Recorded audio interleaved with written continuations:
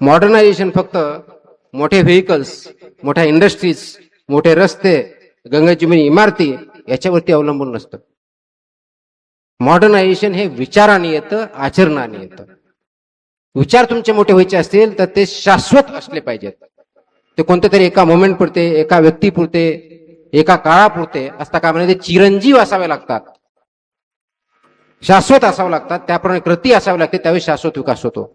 आपण शाश्वत विकासाच्या गोष्टी तर करतो, आपण लोकशाहीची ती गोष्ट तर करतो, पण लोकशाही आपण स्वतःपासून किंवा शाश्वत विकास स्वतःच्या आपल्या वागण्यातून आणतो का, हा प्रश्न आपण स्वतःला सर्वांना विचारावा लागेल.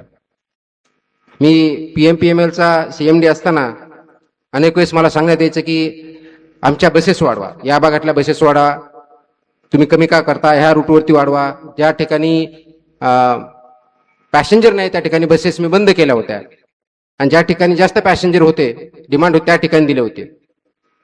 आणि मी विचारलं की तुमच्याकडे पॅसेंजर नाही, मी बस कशाला पाठवायची? नाही, तो माझा प्रभाग आहे, माझा एरिया आहे, इथं बस पाहिजे. म्हणजे मी माझ्या वैयक्तिक स्वार्थासाठी मला हे पाहिजे, पण त्याच्यामुळं एकंदर समाजाचं, शहराचं किती नुकसान होतंय, सार्वजनिक व्यवस्थेचं किती नुकसान होतं हे आपण जर बघत नसो तर तो योग्य निर्णय असं मला वाटत नाही.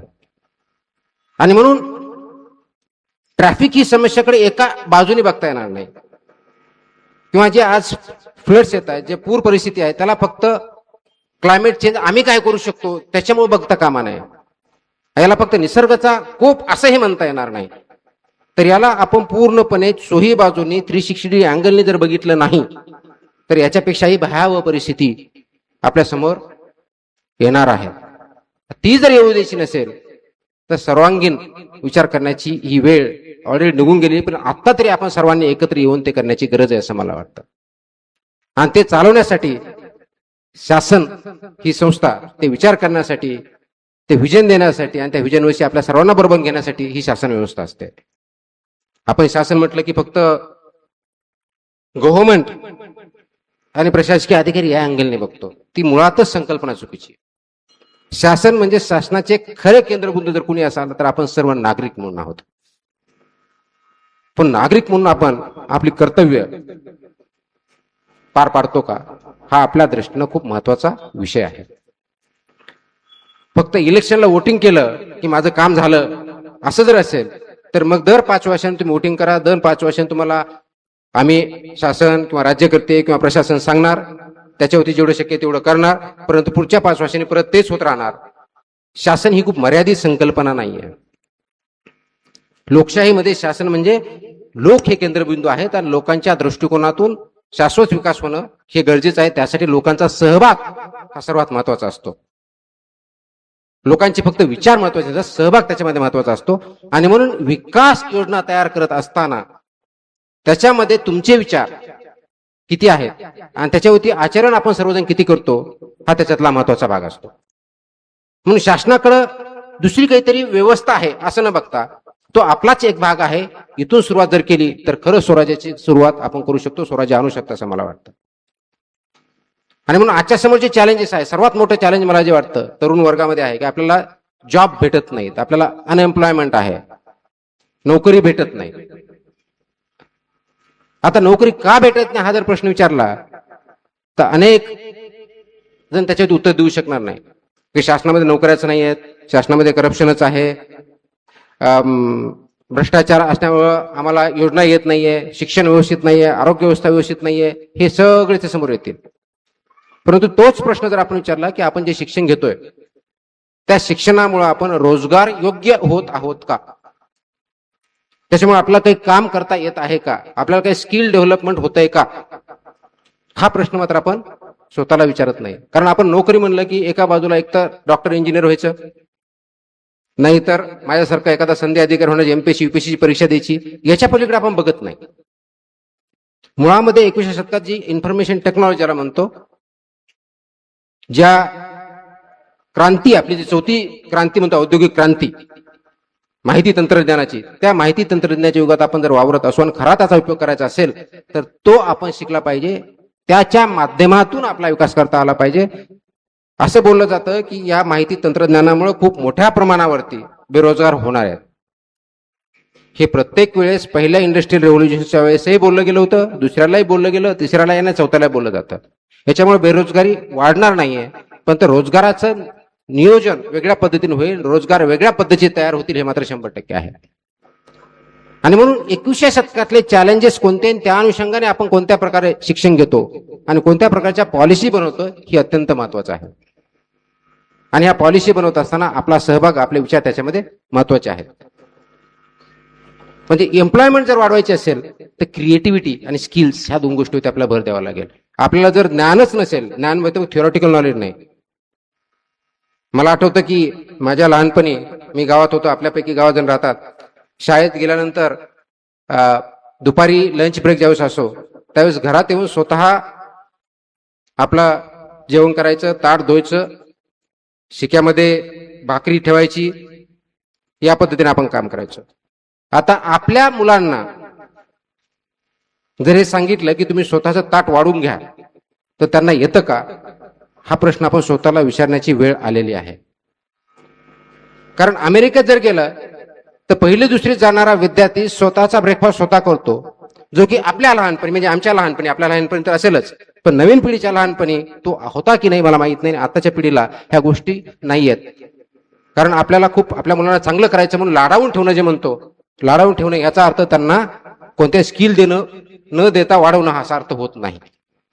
आणि म्हणून आपण त्याला शिकवतच जर नसो, जबाबदारी कशी घ्यायची आहे, काम कसं करायचंय, स्वतः जगायचं कसं, बोलायचं कसं, वागायचं कसं, हे जर आपण शिकवत नसू, आणि शिकवताना फक्त बोलून नव्हे तर ते कृतीतून आपलं आलं पाहिजे.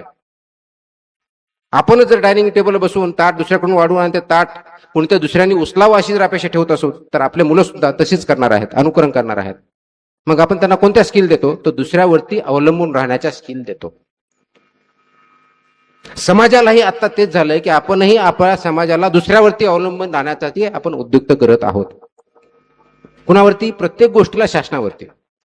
मग शासन म्हणतं शासन आमची जबाबदारी नाही आहे, आपली समाजाची तेवढी आहे, मग शासन पण दुसऱ्यावर राहणार, समाजावरती अवलंबून राहणार. ते अवलंबित्व कधी कमी करणार आहोत आपण, आणि त्या आपल्या जीवनामध्ये कधी अंगीकारणार आहोत, हा खूप महत्वाचा प्रश्न. आणि ते एक दिवसात, 2 दिवसात येणार नाहीये. त्यासाठी आपली जी ओरिजिनल संस्कृती होती, ज्यामध्ये ज्या काही चांगल्या गोष्टी होत्या त्या आपण पुढे नेल्या पाहिजेत. की स्वावलंबन हे जे होतं ते स्वावलंबन आपण स्वतःमध्ये आणलं पाहिजे, डिपेंडन्सी कमी केली पाहिजे. आज जर आपल्यापैकी बऱ्याच जणांना विचारलं की तुझ्या आईचा किंवा वडिलांचा मोबाईल नंबर सांग, किती जण हात वर करून सांगू शकतील? मोबाईल बघायला आपण सर्वजण. तेच 20 वर्षापूर्वी जर विचारलं, ज्यावेळेस टेलिफोन भेटत नव्हते त्यावेळेस तोंडपाठ आपल्याला नंबर असायचे. याचा अर्थ तुम्ही आज मोबाईल आल्यानंतर तोंडपाठ करा असं म्हणत नाही. मोबाईल आला, त्याच्यामध्ये स्टोअर होतं, तोंडपाठ ठेवण्याची किंवा मेंदूला त्याच्यासाठी प्रेशर देण्याची गरज नाही. पण मेंदूचं काम तेवढं जर आपण कमी केलं असेल, त्या वेळेमध्ये मेंदूने काहीतरी सत्कारणी लावावं हे त्याच्यातून अपेक्षित आहे. मग त्याचा आपण वेळ कशा घालतो? WhatsApp, Facebook. त्याच्यामध्ये काही चांगलं बघितलं, चांगलं क्रिएट केलं तर ही चांगली गोष्ट. पण फक्त आपण मेसेज फॉरवर्ड करून एकाचा थेट दुसऱ्यापर्यंत पाठवण्यामध्ये खूप धन्य मानत असू, तर ती मात्र चुकीची गोष्ट आहे. म्हणून शासनकडे ज्यावेळेस आपण बघतो लोकशाही युगामध्ये, तर आपण यामध्ये ती प्रगल्भता विचारामध्ये आहे का, आणि ती आपण आचरणात आणतो का, हा खूप महत्वाचा भाग आहे. आता मावळ हा जर भाग घेतला, आणि एम्प्लॉयमेंटचे समज सांगितले की आपल्याला नोकरी भेटत नाही, किंवा नोकरी भेटत नाही स्किलमुळे भेटत नाही, स्किल नसल्यामुळे भेटत नाही, आणि नोकरी फक्त करण्यासाठी आपण जे शिकतो आहोत ते सुद्धा चुकीचं आहे. कदाचित शिक्षण पद्धतीमध्ये त्याच्यामध्ये काही प्रॉब्लेम्स असतील. परंतु इथे मावळ प्रांत मला आल्यानंतर सांगितलं की इथला जो तांदूळ आहे तो जगभर प्रसिद्ध आहे. आपण इथं तयार करतो, तो विकतो, पण त्याच्यावरती जर आपण खरं इन्फॉर्मेशन टेक्नॉलॉजीच्या माध्यमातून, नवीन तंत्रज्ञान त्याच्या माध्यमातून जर केलं, काम केलं, एक उदाहरण म्हणून, तर ही मावळची स्ट्रेंथ होऊ शकते. याच्यावरती इंडस्ट्रीज उभा राहू शकतात, याच्यावरती उद्योग उभा राहू शकतात. पण ते उद्योग आपण नाही करणार. एक तर आपण शेती करणार, आम्ही भात तयार केला नाही तर आम्ही नोकरीला पुण्यात जाणार तर मुंबईत जाणार. उद्योजक व्हायला काय प्रॉब्लेम असावा? मग उद्योजकासाठी आवश्यक असलेल्या गोष्टी ज्या आहेत त्यासाठी आपण सर्वांनी मिळून प्रयत्न केले पाहिजेत. मग दुसऱ्या बाजूला पोल्युशन होत आहे. सर्वात महत्वाचा प्रश्न जो आहे क्लायमेट चेंज, ज्याला म्हणतो आपण नेहमी ऐकतो. ते क्लायमेट चेंज कमी करण्यासाठी आपण काही करू शकतो का? आणि ते जर कमी केलं नाही तर आपले शहराच्या शहरं, गावाच्या गावं जे आज बुडतायत आणि त्याचबरोबर तिथं टंचाई पण जाणवते, हे जे प्रकार आहेत हे वाढतच जाणार आहेत. तुम्ही आज बघा गेल्या 4-5 वर्षामध्ये, यावर्षी उदाहरण घ्या, ज्या भागात कधी पाऊस पडत नव्हता त्या भागामध्ये 10-10 दिवस फ्लड्स आहेत. गावाच्या गावं, शहराच्या शहर, अगदी माझा बीड जिल्हा, त्या ठिकाणी एवढा पाऊस पडतोय की 8 दिवसामधून गावाच्या गाव आपण तिथं बुडालेलं बघतोय. जनावरं त्याच्यातून वाहून गेलेले आहेत, अनेक व्यक्ती मृत्यू पावलेले आहेत. हा प्रकोप जो आहे हे आपण, आपली वागणूक गेल्या अनेक दशकांची जी आहे, शतकांची जी आहे, त्याचे हे परिणाम आहेत, हे आपल्याला अमान्य करता येणार नाही. आणि म्हणून आपल्या पुढच्या पिढ्यांना शाश्वत विकास जर द्यायचा असेल तरी आपला सर्वांना कुठेतरी एक स्टँड घ्यावा लागेल, एक विचार घ्यावा लागेल आणि त्या विचाराने चालावं लागेल. आणि त्या विचारावर चालताना डेफिनेटली अडचणी येतील. परंतु ज्या मावळच्या भूमीतून छत्रपती शिवाजी महाराजांनी स्वराज्य स्वप्न पाहिलं, त्याच मावळच्या भूमीत किंवा त्याच महाराष्ट्रामध्ये किंवा त्याच समाजामध्ये जर असा विचार असेल की शिवाजी जन्मावा दुसऱ्याच्या घरी, तर त्याचे परिणाम सुद्धा आपल्या सर्वांना भोगावे लागतील. त्याच्यामुळे कोणी एका व्यक्तीकडे बघू नका, कोणत्या एका संस्थेकडे बघू नका. म्हणजे आता ही जी संस्था आहे गेले 25 वर्ष अविरतपणे काम करते, विचार देण्याचं काम करते, फक्त आप्पाकडे नका बघू.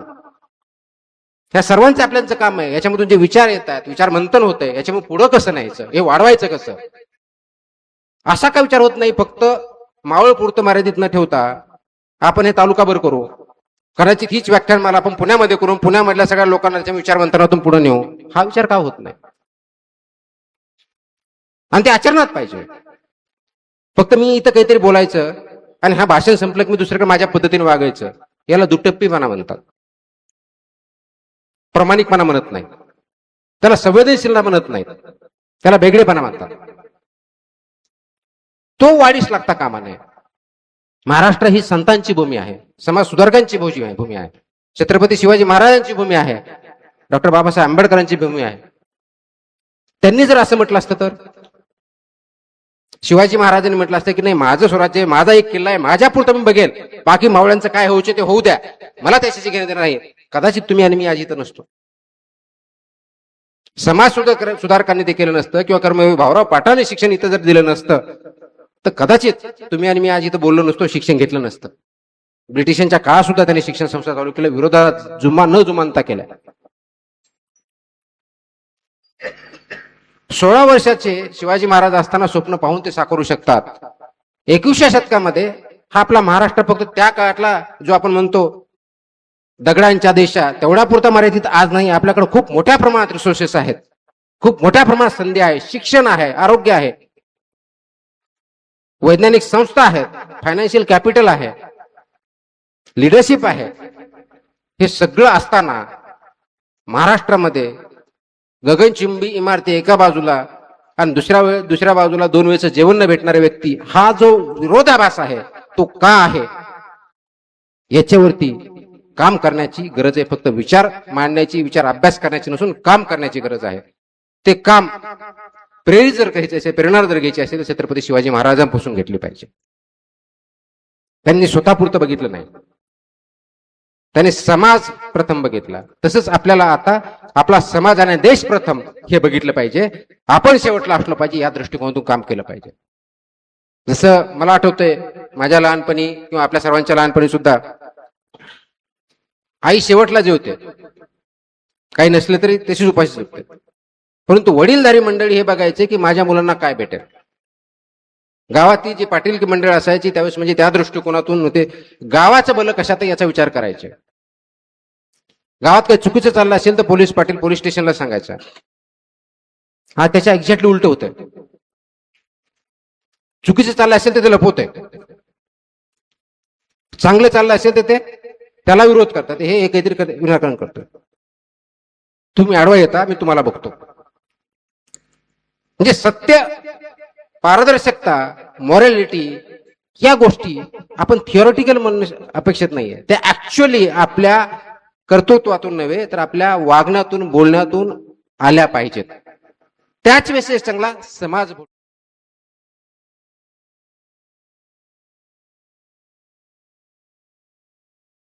शिवाय येणार नाही. आपण भ्रष्टाचारावरती खूप म्हणतो, खूप मोठा प्रश्न आहे भ्रष्टाचार. म्हणजे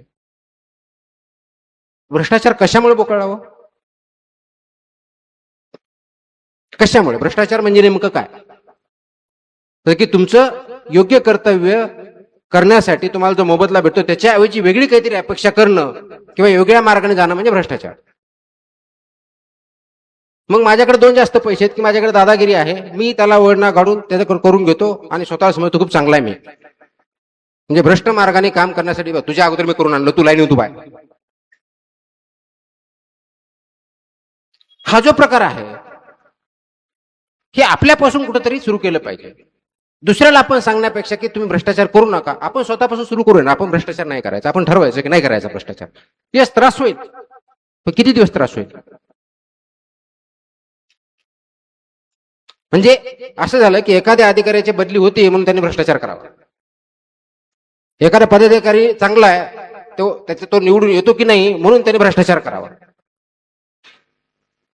म्हणजे चांगला मार्ग थोडा खडतरीत आहे म्हणून वाईट मार्गाला लागणं, तर पर्यायानं समाज त्याच मार्गाने जाणार आहे आणि शॉर्ट साइटेड असणार आहे.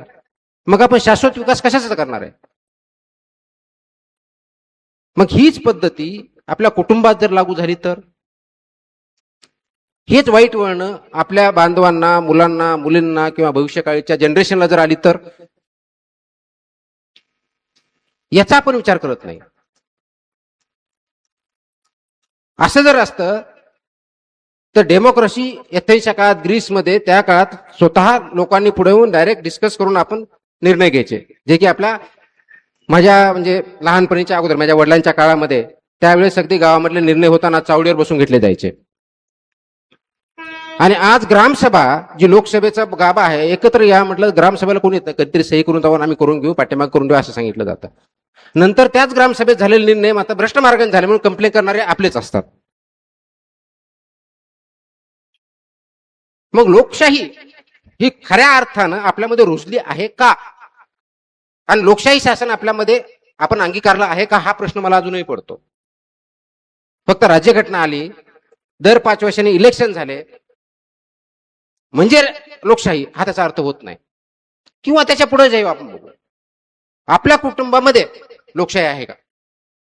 कुटुंबामध्ये का घरामध्ये फक्त एकानेच बोलायचं आणि बाकीचे नाही ऐकायचं असं असेल तर तुम्ही लोकशाही म्हणणार आहे का? मग हे जर शासन तुमच्या घरात असेल किंवा माझ्या घरात असेल तर हे समाजामध्ये वेगळं असावं ही अपेक्षा पण का धरतो?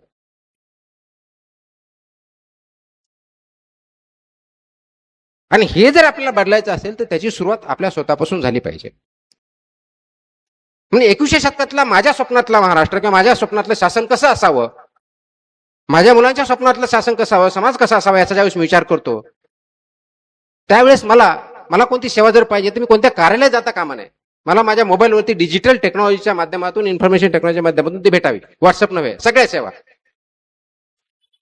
मला बँकेचे व्यवहार मोबाईलवर करता यावेत, मला सर्टिफिकेट त्याच्यावरती भेटावेत, मला ट्रान्सपोर्ट करायचं तर माझ्या मोबाईलवर पाहिजे बस कुठपर्यंत आली, कुठं नाही आली, किती वेळात पोहोचणार आहे. हे 2016-17 मध्ये पीएमपीएमएल केलं होतं. म्हणजे घर बसल्या सेवा आपण करू शकतो. त्यासाठी काम करण्यासाठी ऑफिसमध्ये जाण्याची गरज का भासावी, अशा अनेक देशात चालू आहे. आपल्याकडे का होऊ शकत नाही? आपण ते सोडून मात्र व्हॉट्सअपवरती, फेसबुकवरती एवढं आपण बाकी रील्स बघत बसतो. पण ते एक विचारवंत कोणाचे ऐकायचे असेल ते बघत बसत नाही. तर माझ्या स्वप्नातला तो असेल की डिजिटल क्रांतीचा वापर करून शासन असावं, त्याच्यामध्ये पारदर्शकता पूर्णपणे असावे, भ्रष्टाचाराला वाव असता कामा नये, तरुणाईचा सहभाग असावा. तरुणाई म्हणजे फक्त वर्गाच्या म्हणजे तुमचं वय याच्या दृष्टिकोन बोलत नाही. तरुणाई म्हणजे एक विचार आहे. जोपर्यंत तुम्हाला वाटतं तुम्ही तरुण तोपर्यंत आहात, विचारसरणी आणि ऍक्टिव्ह त्याप्रमाणे राहिलं पाहिजे. त्या दृष्टिकोनातून बघितलं पाहिजे. मला शाश्वत विकास पाहिजे. मला जे आज क्लायमेट चेंज आहे याच्यावरती आपण काम करणं गरजेचं आहे. आता बघा, आपल्याला आठवत असेल ते आपण घरातून आपण कचरा काढतो, रस्त्यावरती टाकतो. रस्त्यावरती टाकल्यानंतर नगरपालिका महानगरपालिकेचा एक दिवस नाही आला की उचलला नाही तर आपण कंप्लेंट करतो की तू उचलला नाही. मुळामध्ये तुम्हाला रस्त्यावरती कचरा टाकण्याचा अधिकार दिला कोणी? बरं ठीक आहे, त्याच्यामुळे दिला तर त्याच्यातून जे काही आरोग्यावरती परिणाम होणार आहे तो समोरच्या एका व्यक्तीवरती होणार नाही, तो सगळ्यावरती होणार आहे. आपण बाजारात जातो, प्लास्टिकच्या बॅग घेतो आणि फेकून देतो, चोकअप होतात. पण प्लास्टिकच्या बॅगवरती बॅन शासनाने सांगतो, प्लास्टिक बॅन का करत नाही? तुम्ही वापरायचं बंद करा, दुसऱ्या दिवशी प्लास्टिकच्या बॅग बंद होतील. फक्त वापरायचं बंद करा, काही करण्याची गरज नाही. शक्य हे करण्यासाठी आपल्या सर्वांना एकत्र येण्याची गरज आहे, विचारांनी आणि आचरणाने. ते आज आपण आहोत का, हा पहिला मुद्दा. आणि दुसरा मुद्दा, ज्यावेळेस 21व्या शतकातलं शासन म्हणतो, तर तुमच्या माझ्या विचाराचं शासन पाहिजे ॲज अ नागरिक म्हणून. याचा अर्थ प्रत्येक माझी मागणी मान्य झाली पाहिजे असं नाही. समाजासाठी, देशासाठी जे महत्वाचं, त्याच्यामुळे समाज भला झाला तर माझं भलं होणार आहे. माझं एकट्याचं भलं झालं मग सगळ्यांचं समाजाचं भलं होईल अशी काही गॅरंटी नाही. तर सेल्फ इंटरेस्ट पेक्षाही समाजाचं भलं जर झालं तर डेफिनेटली माझं भलं होणार, या दृष्टिकोनातून बघितलं पाहिजे. म्हणून शासनामध्ये सहभाग नागरिकांचा प्रत्येक निर्णयामध्ये, पॉलिसी मेकिंग मध्ये, मला कोणत्या प्रकारची पॉलिसी पाहिजे, इथून हायवे गेला पाहिजे की नाही व्हायला पाहिजे, हे नागरिकांनी ठरवलं पाहिजे. फक्त इथलाच नाही, पुण्या मुंबईच्या सुद्धा ठरवलं पाहिजे. पण ते होतंय का? किंवा निवडणुकामध्ये आपण मतदान करताना याचा विचार करतोय का? किंवा आपण असं सांगतो की मंत्री महोदय आले की आमच्या गावात एवढे कामं करून द्या, त्यांनी सांगितलं की नियमात बसत नाही, तर त्यांना म्हणा तुम्हाला यासाठीच निवडून दिलं का? म्हणजे त्यांना नियमाच्या बाहेर काम करण्यासाठी झाले तर चांगले, नियमात बसून केलं तर तुमची काय गरज आहे, तसंही झालं असतं.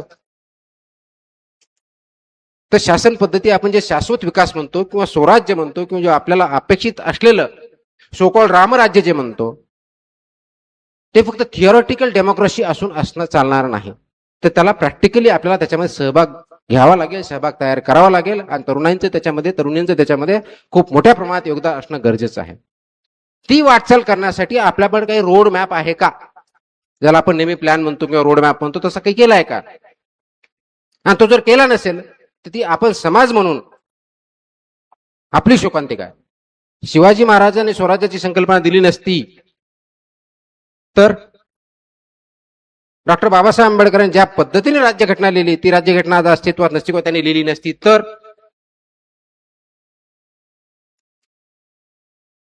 ज्या पुण्यभूमीमध्ये स्त्रीच्या शिक्षणासाठी सावित्रीबाई फुलेंनी काम केलेलं नसतं तर आज कदाचित स्त्रियांना इथं बसता आलं असतं, बोलता आलं असतं, वाचता आलं असतं का?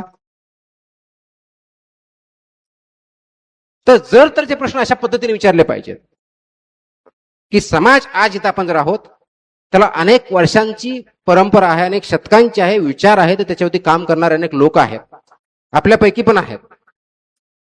परंतु फक्त 2 वर्ष, 3 वर्ष, 5 वर्ष एवढ्या पुरता विचार न करता लॉंग टर्मचा, पुढच्या पिढ्यांचा, आपल्या ज्या पुढे येतात याचा विचार करून आपण शासन, जबाबदार शासन, रिस्पॉन्सिबल शासन तयार करणं गरजेचं आहे. ते करण्यासाठी असल्या विचार मंचाची गरज आहे, ज्याच्या माध्यमातून आपण इंटरॅक्शन करू शकतो, विचार मांडू शकतो आणि पुढे जाऊ शकतो. आता प्रश्न राहिला, शासन आणि प्रशासन याचे एकत्र चाकं कशी चालतात? ह्या दोन्ही चाकं एकत्र चालतच आपण पुढे जाणार आहोत. विचार मध्ये डिफरन्सेस येऊ शकतात, परंतु आपला जो गोल ध्येय आहे ते जर एक असेल तर त्याच्यामध्ये अडचणी येत नाही, त्याच्यामध्ये मार्ग करू शकतो. आणि म्हणून समाजाचे ऍस्पिरेशन्स खूप आहेत, युवकांचे ऍस्पिरेशन्स खूप आहेत. त्या ऍस्पिरेशनच्या अनुषंगिक आपले ध्येय ठेवा. त्या ध्येयावरती काम करण्यासाठी आपल्याला त्याचे प्लॅन, फ्युचर प्लॅन, आर्किटेक्चर जे आहे ते बनवा. त्या दृष्टिकोन कामात सुरुवात केली तर निश्चितच आपण खूप पुढे जाऊ शकतो असं मला वाटतं. 1779 मध्ये ज्यावेळेस इथं युद्ध झालं त्यावेळेस इंग्रज किंवा ईस्ट इंडिया कंपनीचं एवढं मोठं सैन्य आहे, तोफखाना आहे, असा जर विचार महाजी शिंदे यांनी केला असता तर कदाचित आजचा महाराष्ट्र किंवा आपण जे म्हणतो मराठा देशाचं जे काय नेतृत्व आहे देशामध्ये, समाजामध्ये, ते आज आपल्याला दिसलं नसतं. कदाचित तीच वेळ आज आपल्या सर्वांवरती आलेली आहे. त्या दृष्टिकोनातून फक्त तात्पुरत्या स्वप्नापुरतं, मरगजळापुरतं काहीतरी करायचंय किंवा आपण आपल्या पुरतं मर्यादित न राहता सर्व समावेशक विचार आणि आचरण करण्याची गरज आज जास्त आहे. ते अगदी मोबाईल वापरण्यापासून, रोड बांधण्यापासून, शेती करण्यापासून ते क्लायमेट चेंज पर्यंत ह्या सगळ्या गोष्टीची गरज आहे. आणि हे सर्व शक्य आहे. फक्त शिवाजी महाराज म्हणतो मग त्या काळाचे युगपुरुष होऊन गेले, युगपुरुष एखादाच असतो हे मान्य आहे मला. पण आता सुद्धा 21व्या शतकामध्ये क्लायमेट चेंजवरती काम करणारे ग्रेटा थेनबर्ग जर्मनीची 10 वर्षापासून काम करते. जगामध्ये तिने क्लायमेट चेंजवरती विश्वसनीय काम, अविश्वसनीय असं काम केलं. 1950च्या दशकात जर्मनीचं ज्यावेळेस युएसएसआर आणि युएसए मध्ये जे फाळणी झाली, युएस जर्मनी 1990 मध्ये एकत्र येऊन आज ते राष्ट्र पुढे गेलंय. सिंगापूर सारखं राज्य, देश, ज्याला नॅचरल कोणत्याही प्रकारचे संसाधनं नाही आहेत, कोणत्याही नाही. तुमच्या आपला मावळ तालुका जर बघितला त्याच्यापेक्षा छोटा देश आहे तो जॉग्राफिकली, पण जगावरती साम्राज्य असते गाजवतंय. कशामुळं? तोही आपल्यासारखा खूप मोठ्या प्रमाणात भ्रष्टाचार तिथं होता. तिथे एक राष्ट्रपती नेता जन्माला आला, त्यांनी पूर्णपणे भ्रष्टाचार बंद केला. जगातल्या सर्वात मोठ्या कंपन्या तिथं, सर्वात मोठा व्यापार तिथून, सर्वात श्रीमंत राष्ट्रापैकी ते एक राष्ट्र. किंवा आता आपण नेहमीच दुबईला जात असतो, डेझर्ट मध्ये समुद्र. जगातल्या सर्वात मोठ्या कंपन्या तिथं, सर्वात मोठे इंजिनिअरिंग तिथं, सर्वात मोठ्या बिल्डिंग तिथं. ही कल्पनाशक्ती असते, ही कमिटमेंट असते. त्याच्यामुळे आपल्याला प्रत्येक वेळेस फक्त छत्रपती शिवाजी महाराजांचं नाव घ्यायचं, शाहू महाराजांचं नाव घ्यायचं, फुले शाहू आंबेडकरांचं नाव घ्यायचं, मात्र एक्झॅक्ट त्याच्या विरुद्ध वागायचं, हे असून चालणार नाही. त्याच्यामुळे आपण पाठीमागे पुढे चाललो, तर इतर राष्ट्र पुढे चाललेत. आपल्याला जर राष्ट्र म्हणून पुढे जायचं असेल, आपला देश स्ट्रॉंग बनवायचा असेल आणि कुणावरती अवलंबित्व कमी करायचं असेल, तर आपल्याला स्वतःला स्ट्रॉंग व्हावं लागेल. आणि ते स्ट्रॉंग होणं म्हणजे भारतातल्या समाजातल्या प्रत्येक नागरिकांना स्ट्रॉंग होणं आहे. एक व्यक्ती, एक पार्टी, एक समाज, एक घर, एक तालुका, एक जिल्हा मोठा झाला, स्ट्रॉंग झाला म्हणजे राष्ट्र स्ट्रॉंग होत नाही. प्रत्येकाने हे स्ट्रॉंग होण्याची गरज आहे. ते कल्पनाशक्तीच्या माध्यमावरती, आपल्या कर्तृत्वावरती, आपल्या भविष्याला आणि भविष्यात घडणाऱ्या ज्या आपल्या पिढ्या आहेत त्यांना उजाळा देण्यासाठी, हे कर्तृत्व साध्य करण्यासाठी आपल्याला त्या पद्धतीचा विचार करणं आणि कृती करणं भाग आहे. आणि म्हणून मग तसा जर विचार केला तर आणि तरच आपल्याला अपेक्षित असं शासन भेटेल, अपेक्षित असलं स्वराज्य आपण घडवून आणू शकू. मग त्यावेळेस आपल्याला दुसऱ्याकडे आदर्श व्यक्ती म्हणून बघण्याची गरज पडणार नाही. दुसऱ्या देशाचा राजकारण कसं चालतं, शासन करता हे बघण्याची गरज पडणार नाही. किंवा प्रत्येक वेळेस फक्त आपला पूर्वजांचा उदाहरण देण्याची गरज पडणार नाही. आपण स्वतः उदाहरण सारखे काम करूयात, आपण स्वतः उदाहरण होऊन या समाजाला पुढे नेऊया, अशी अपेक्षा करतो. मला आज इथं बोलवलं, बोलण्याची संधी दिली, त्यामुळे सर्वांचे आभार मानतो आणि माझे 2 शब्द संबोधतो. जय हिंद.